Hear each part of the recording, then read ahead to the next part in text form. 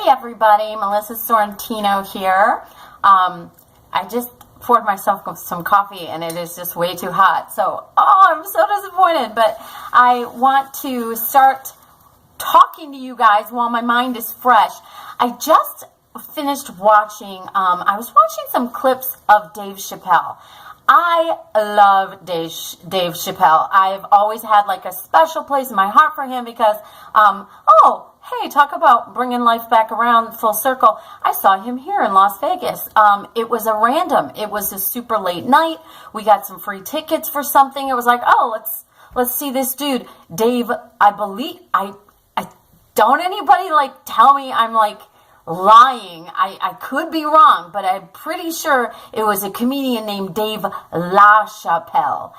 But it was straight up him, and he was absolutely hilarious and very enjoyable. I was never a big person to watch stand-up. Not because I don't like it. I don't do much. I don't get out much for like live things.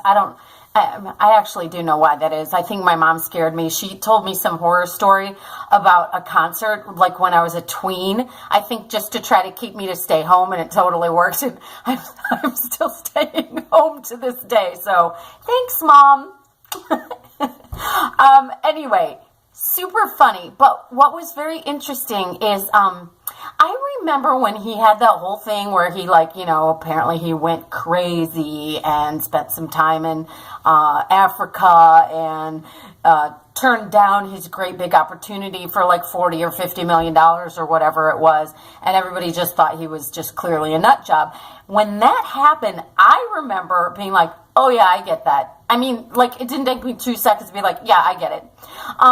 I do get it. And not that I have any delusions of grandeur, but I think actually, that's interesting, what I just said, I think that's exactly what he would have said at the time. It's like you do something and then you're successful. And then all of a sudden you feel like everybody just expects you to be successful all the time. They're looking for your best, brightest, funniest, specialist, greatest, optimum person that you can be all the time. And who of us can do that? We can't do that. We can't be like our ideal selves all the fucking time. I can't. And quite frankly, even when I am my ideal self, I'll even look at that even sometimes while it's happening and be like, who is this person? If I stopped to think about it for 2 seconds, I would be screwed. So, let's just talk about that in terms of improv. It's not just for improv, any performing, and not just for performing and for entertainment purposes, but anytime we are called upon to perform, we get in our own way with self-confidence when we get self-observing. As long as I'm not thinking of myself, my performances are always better. I think of the people I'm with. That's why I like improv so much, and stand-up I think is tremendously scary because it's a loner thing. Ironic, I'm making these like YouTube videos alone. But yeah, but I don't feel alone because, hi, you there. You my friend who supports me. I don't know you yet, friend, who may support me in the future. Anybody who, a year from me recording this might be sitting and watching it and going through, some low point of not feeling very confident.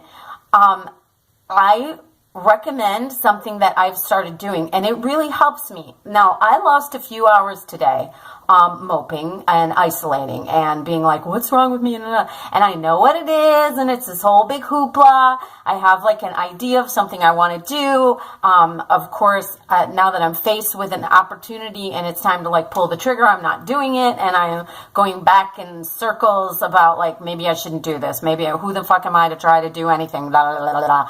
All that whole like, it's a swirl pattern that goes.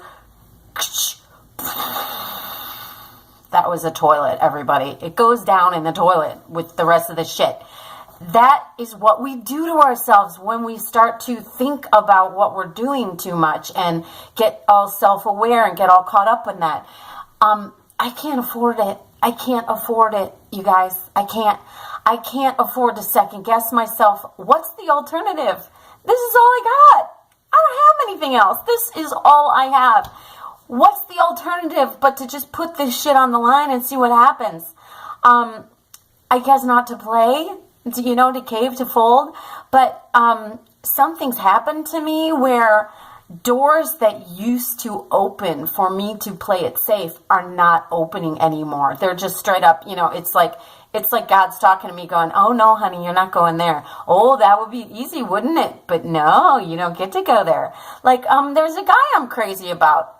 Be totally awesome if he was just like, I love you too, let's get married. Ding, done. Wrap it up with a bow, put it on a shelf. Life is good. Not happening. Other areas too, not happening. So I am scared.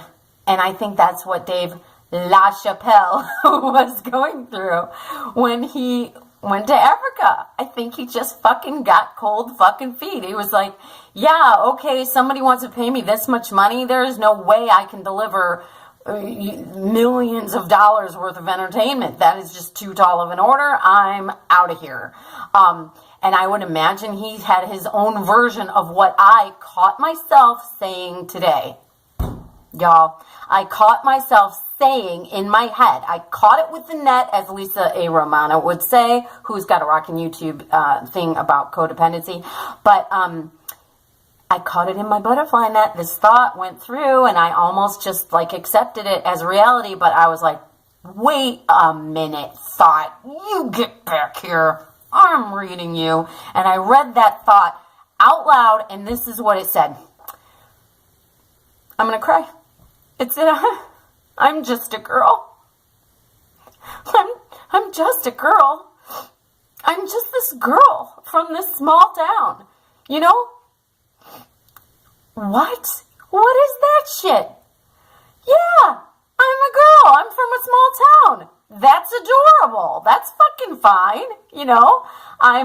My education is a little bit old. My skill set is a little rusty, but I get to live. Hi, I get to get out of bed every morning and try to do something with my fucking life, don't I?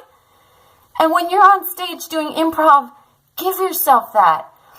Let your past self say, hey, you, remember all the stuff that we went through to get here to where we are? Let's just do this. And let your future self say, thank you for doing that yesterday and the day before, because now here I am. Let all those selves in you say what they need to say, and let them love the present you. That's what I'm going to do. And you can make fun of me if you think it's hokey, because you know what? I really don't care. I need to do what I need to do at this point, and I'm doing it. All right? That's all I have to say. God, I feel a little bit embarrassed and weird about it, but that's where I'm at today. All righty. Have a great one, everybody. Talk to you soon. Bye.